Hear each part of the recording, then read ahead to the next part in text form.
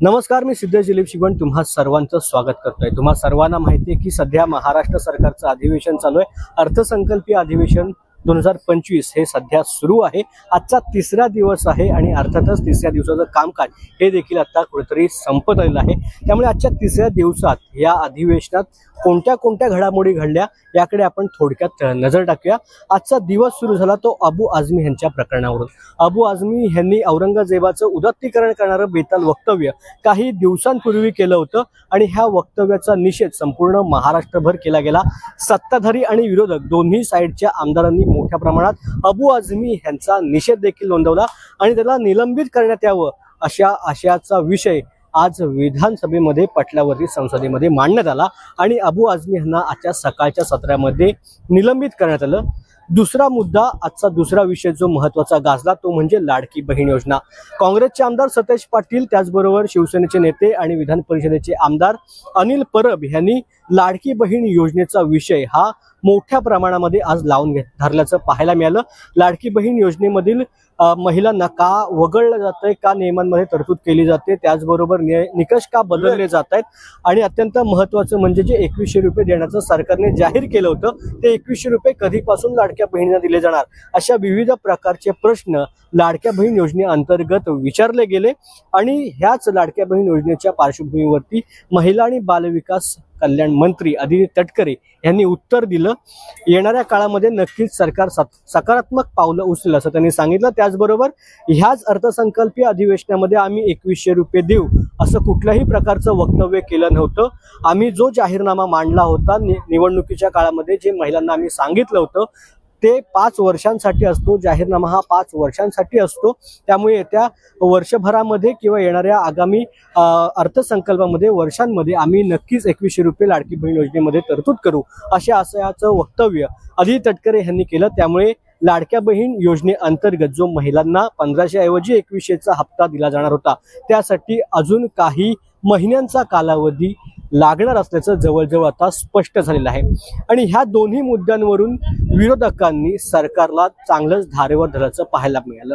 अत्यंत महत्त्वाचा मुद्दा म्हणजे जो अबू आझमी यांचा विषय होता त्या अबू आझमी यांना निलंबित केलं, मात्र जे वक्तव्य प्रशांत कोरटकर यांनी केलं होतं त्यांना कधी अटक करणार, त्यांच्यावरती कशा पद्धतीने कारवाई केली जाणार, ते सरकारचे जावई आहेत का, त्यांना सरकार का सूट देत आहे अशा आशयाचं मत विरोधकांकडून मांडलं गेलं। स्वतः भास्कर जाधव यांनी आक्रमक पवित्रा घेतल्याचं पाहायला मिळालं। त्याचबरोबर जितेंद्र आव्हाड हे देखील चांगलेच आक्रमक झाले होते आणि आजच्या विधानसभेच्या कामकाजामध्ये स्वतः उद्धव ठाकरे हे देखील हजर होते। त्यांनी देखील माध्यमांसमोर बोलत असताना हेच वक्तव्य केलं की फक्त अबू आझमी यांच्यावरतीच कारवाई होते, मग बाकीच्यांवरती कारवाई कधी होणार, महाराजांचा अपमान कोणीही केला तरी तो खपवून घेतला जाणार नाही, मग इतरांवरती कधी कारवाई केली जाणार, हेच का फक्त भाजपचं हिंदुत्व आहे, अशा आशयाचे अनेक प्रश्न हे मांडले गेले। त्याचबरोबर जयकुमार गोरे यांचा देखील विषय आज मोठ्या प्रमाणामध्ये गाजल्याचं पाहायला मिळालं। जयकुमार गोरे यांच्यावरती आरोप केले जात आहेत, त्यांनी एका महिलेला अश्लील फोटो पाठवले होते अशा आशयाचे आरोप त्यांच्यावरती केले जात आहेत आणि त्या आरोपानुसार आजचा दिवस देखील गाजल्याचं पाहायला मिळालं। जयकुमार गोरे यांनी देखील माध्यमांसमोरून आपली भूमिका मांडली की मला कोर्टाने निर्दोष मुक्त केलेलं आहे, माझ्यावरील आरोप खोटे आहेत आणि जे माझ्यावरती आता असे आरोप करतायत त्यांच्यावर मी हक्कभंगाचा या ठिकाणी अंमलबजावणी करणार आहे, हक्कभंग आणणार आहे, अशा प्रकारचं वक्तव्य जयकुमार गोरे यांनी केल्याचं देखील पाहायला मिळालं। त्यानंतर सर्वात महत्त्वाचं कोकणाच्या दृष्टीने जर पाहायला गेलं तर नुकताच जो छत्रपती संभाजी महाराज यांचा चित्रपट छावा चित्रपट प्रेक्षकांच्या भेटीला आला, त्यामध्ये जे संगमेश्वर मधील जो वाडा दाखवलेला आहे तो संगमेश्वर मधील वाडा हा आता छत्रपती संभाजी महाराजांचं म्युझियम असावं, त्या ठिकाणी भव्य दिव्य असं स्वरूपाचा छत्रपती संभाजी महाराजांचा पुतळा असावा, त्याचबरोबर वस्तू संग्रहालय छत्रपती संभाजी महाराजांचं त्या ठिकाणी व्हावं, यासाठी शेखर निकम असतील, त्याचबरोबर स्थानिक खासदार असतील, स्थानिक लोकप्रतिनिधी रत्नागिरीचे असतील, यांनी पाठपुरावा केला होता आणि त्याला कुठेतरी यश आल्याचं पाहायला मिळतंय। स्वतः मुख्यमंत्री देवेंद्र फडणवीस यांनी आज सभागृहामध्ये सांगितलेलं आहे की आम्ही लवकरात लवकर संगमेश्वरमध्ये छत्रपती संभाजी महाराज यांचं म्युझियम बांधणार आहोत।